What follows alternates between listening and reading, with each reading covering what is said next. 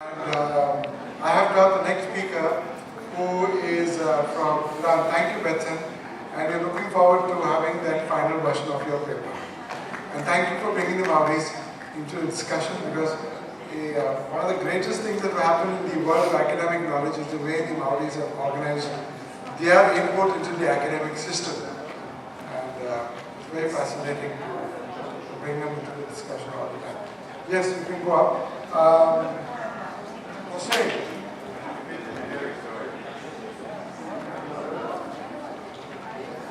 There's so many people's autobios here, but Hossein,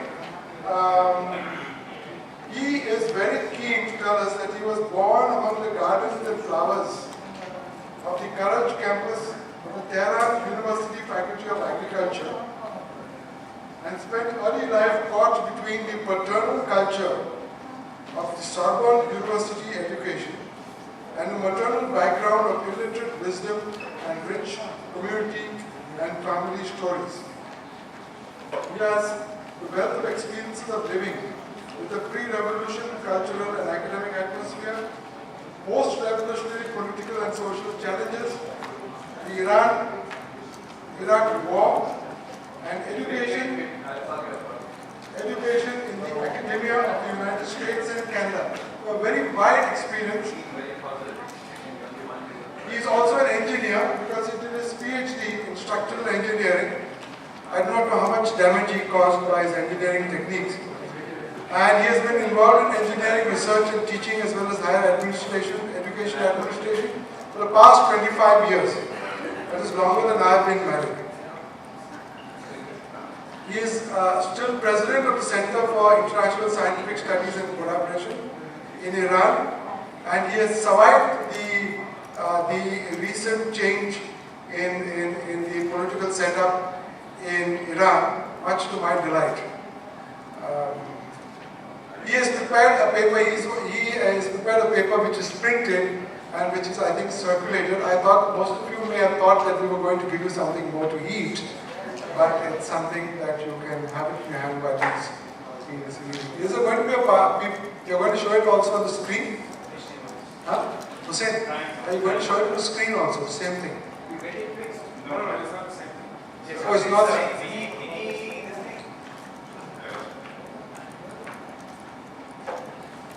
So you can start. What's the goal? Yeah. What's the goal? But that's because he's come from Iran, so it won't work. Oh, you can go. You didn't check it out earlier. You should have checked it out. Like Professor Keeler came and checked it out half an hour earlier to just check that this is going to work. Thank God it's coming. So,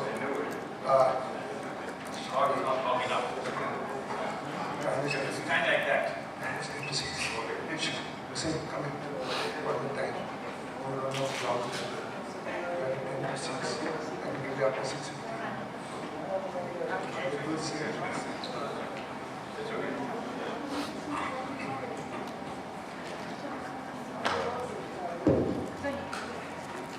This is PowerPoint.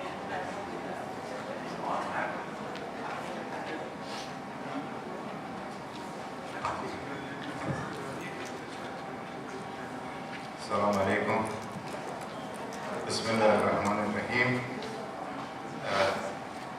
Before I start, I'd just like to thank all the organizers here. I don't know if I can name them all, but especially I would like to thank University Science Islam Malaysia. We were there yesterday, and Nottingham University, especially Dr.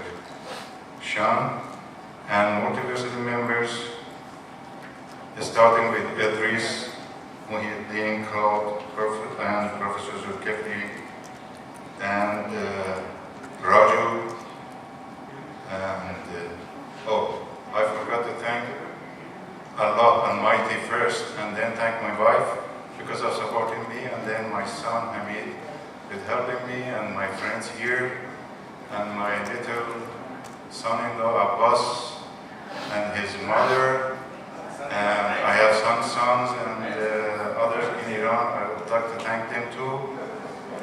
But I'd like to tell you guys that unfortunately I'm not feeling very well. So please do not insist. I cannot make more than an hour and a half speech today.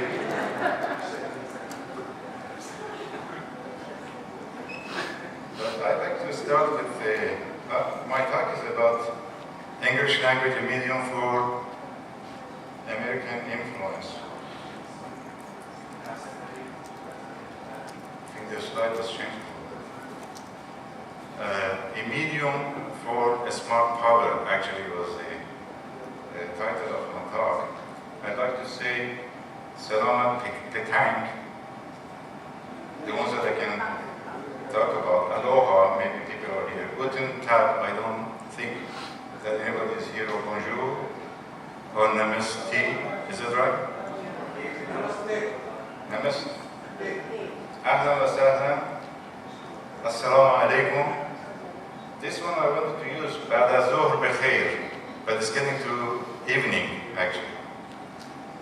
I don't know, and the little one here is hello. I don't know if any of you understand more than 2 or 3 of these languages, but they mainly mean to tell you happiness, being healthy, and send salam, to wish you good luck, and things similar to that.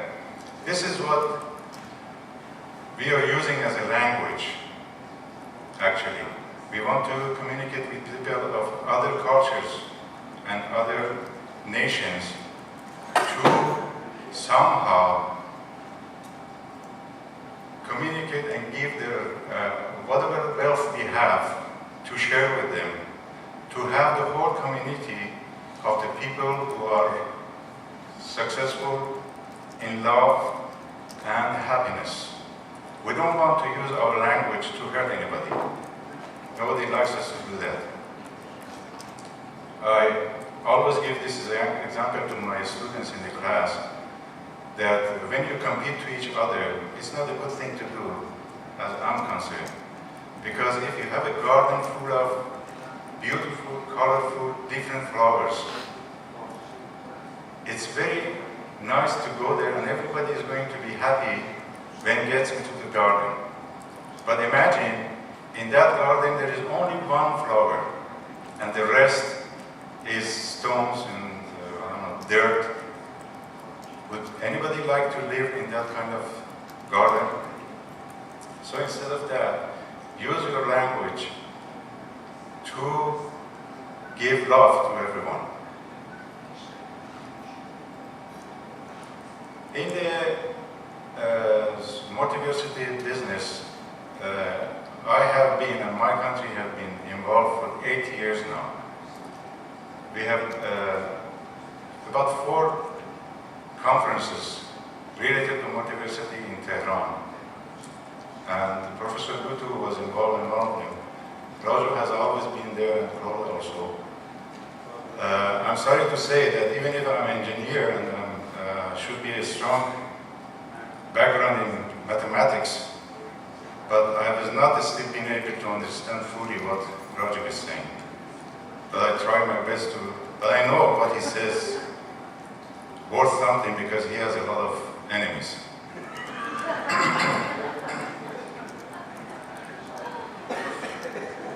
Anyway, when we talk about the decolonizing, that means we are colonized. And we want to decolonize ourselves. But we think about colonization through math, through science, and education as a general, political, economical, and the rest of the things, cultural. But we normally don't think about the language itself, the English language. And we don't know what can be done with that language. What I've done is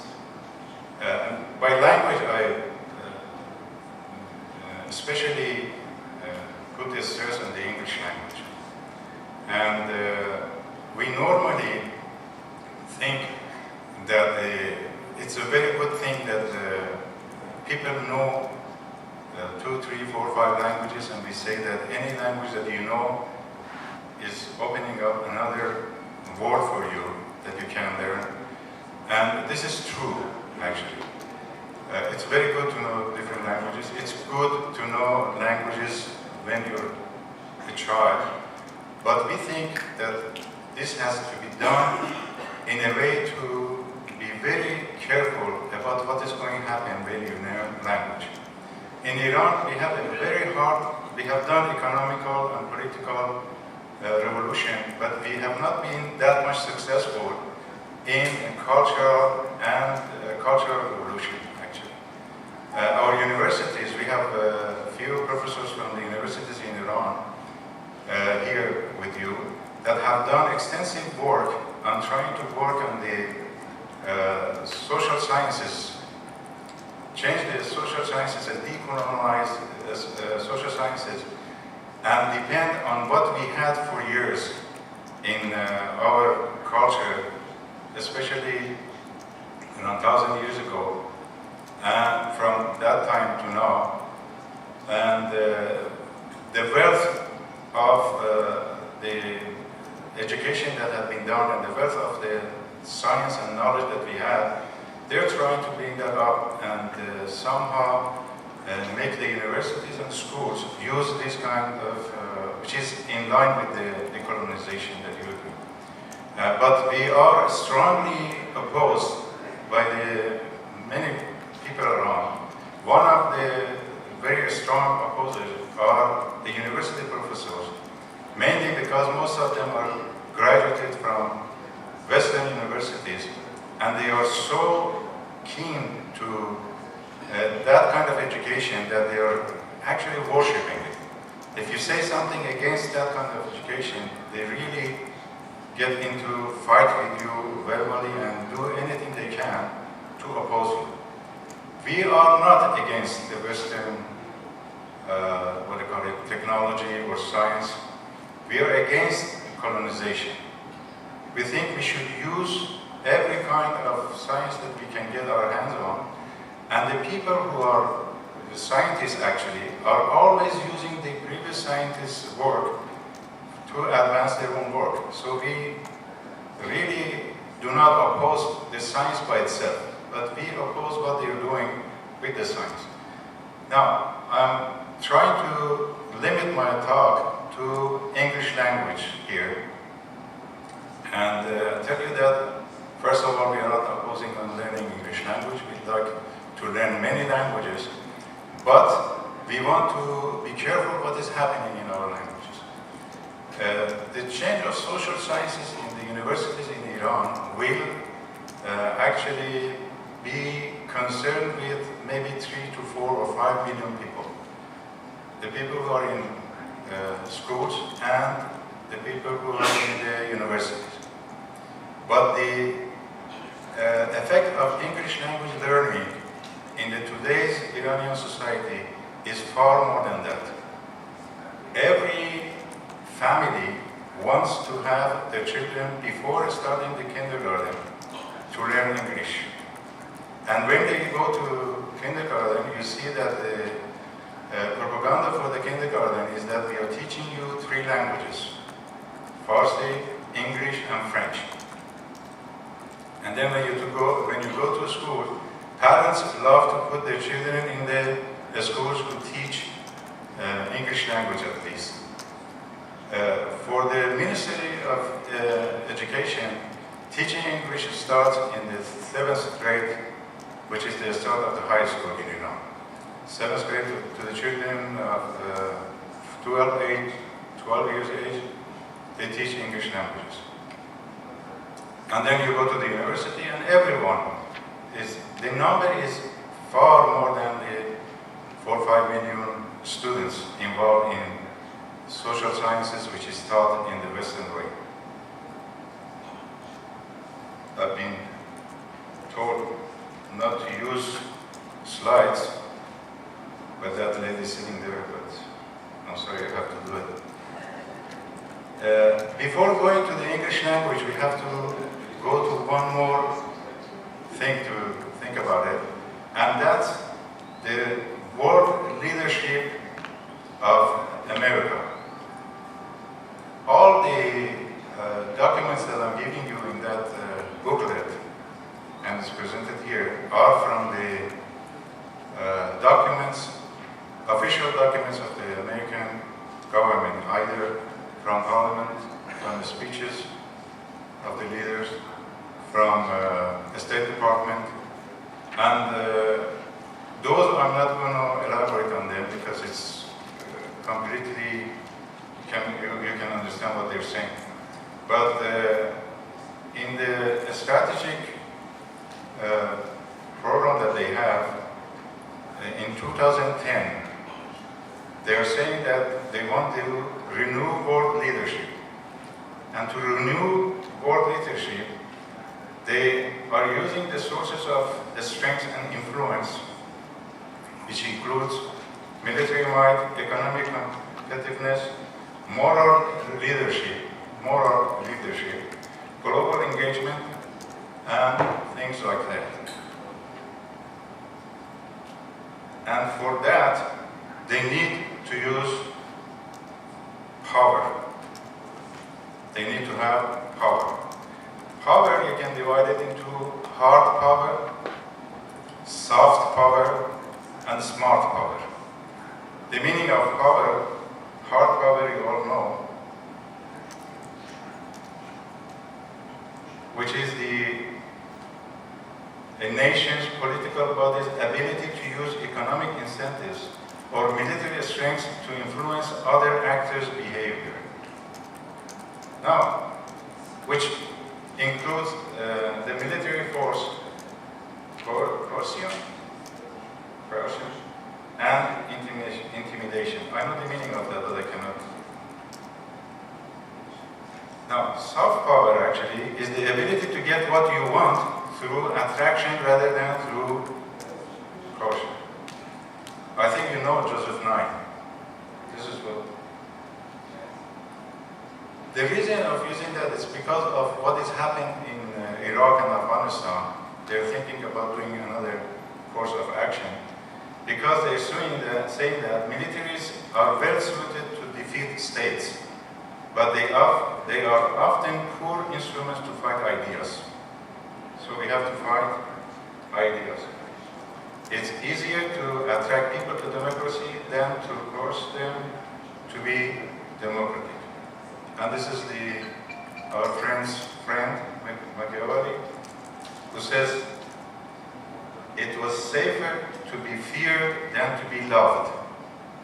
Today, in the global information age, it is better to be both. So this is what they're thinking of. Now, by teaching English languages through their own documents, these are the objectives of the Americans that are pursuing. Mostly is American interest and influence, democratic, cultural, and religious values, engaging important foreign audiences, improving relations with other countries, conveying information and shaping attitudes. Please think about these words, which are, for those who have written it, they have chosen it very carefully. Shaping attitudes, building psychological bonds, helping counter extremism, which are dealing with the Arab movements that they've done, or Palestinians, reaching young people, entering into closed societies like China or Iran. For example, in China, since they're using English language to get into the society, they have even started publishing VOA's document, Voice of America's document, because you know these documents, you cannot just copy it. It has a copyright law on it, but they are producing the documents which is coming out from the VOA and distributing it to the people. Outreach to the Muslim world, attaining more favorable view of America, access to information. So anything that you need as information, you can have through America's ways of doing it. Promoting social cohesion, promoting civic activism. Now, after the soft power, they said it's better to use the smart power. The smart power is the combination. It's neither hard nor soft. It's a combination of both soft and hard power. The famous stick and carrot they're using. And you should know what to do with this way of using a smart power. I'll give you from now a few examples. The soft power has very examples that they're using. Like the agents of the soft powers are either from the regular people or companies or media, Hollywood, filmmakers, what they call it, education exchanges from to the or aids that they are doing in United States, aids that they are doing to different countries, aids coming from military aids, aids through the helping the victims of floods and or the ones who are after war that is happening. There are different aids they're doing. The most important aids you may know of is the Marshall program, which has been done after the Second World War. They rebuilt actually the Western countries involved in the war to counteract the influence of communism in those countries. Or the military aid goes to the Friends of America mostly in the region, for example, Israel, and some of Arab countries. But once you look at these numbers, you think that America is spending a lot of money to help these people. But when you go to it more deeply, you find out that, for example, in the military aid, they might spend $30 billion a year, but on the same time, they're selling $90-some billion of arms to the same countries.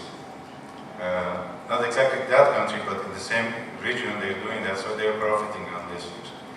Or the other one is Point 4 program, that they were using it as an economic assistance program. I was actually myself born earlier than that Point 4 program, and I saw it happening in Iran, in my place of birth. They used $30 million to help Iranian government for Point 4. And what they did, they encouraged people to improve their agricultural work. And we were producing rice and wheat at that time. And my father was an agricultural professor. He was involved in that, and I know it very well. So they encouraged us to spend that money to plant things like artichoke. I know the name in Farsi, but I don't know the Kenya Farsi, artichoke, and some of the asparagus, the things that Iranians didn't have the taste for it. But you could build them and send it to America, and then buy wheat and rice from that country. So we were dependent on the agriculture for our own living by that program. I was very happy when I was 6 years old. I knew what artichoke is. Really, I could eat it, but none of my friends in the neighborhood even didn't hear about it. Now, but that $30 million, only a very small amount of it went to the agricultural community. Most of it went to the family of the Shah. Some of it went to the CIA member in Tehran. I have the what they call the whole names in there, and some of them to the embassy in America. So now, if you think about what America is doing with the English language, is all not honoring our own culture or language or beliefs. They think whatever they know of values is superior to our values.